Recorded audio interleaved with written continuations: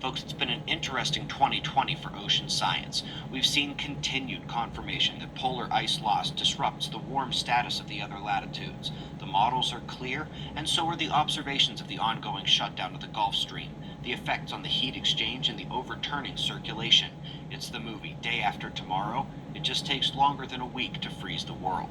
We've also seen that the Beaufort Gyre is still holding tightly onto its cold climate bomb, ready to dump a record amount of that cold fresh water into the Atlantic and affect those heat flows that make it so people can live at some of the higher latitudes we currently occupy.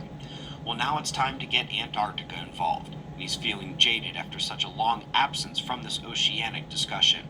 There's no teamwork here, it's just a race to the finish, and as a matter of absolute fact, sea ice dynamics such as the ones we're discussing are left out of most of the modern climate models because they show the cooling trigger and they destroy the global warming propaganda. But when they are added in, indeed the cold freshwater melt produces thick sea ice, cooler atmospheric conditions, and an extension of spread of the sea ice. No escape.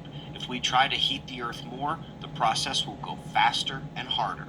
While they pass the gatekeepers and peer review by saying they don't think this will completely counteract global warming, they were not at all shy about saying this is going to cause considerable cooling, and the effects are going to be felt worldwide.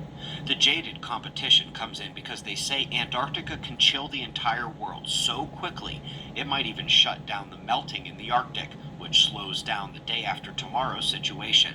I'm not so sure that's great news when it's an Antarctic challenger for the genesis of cold.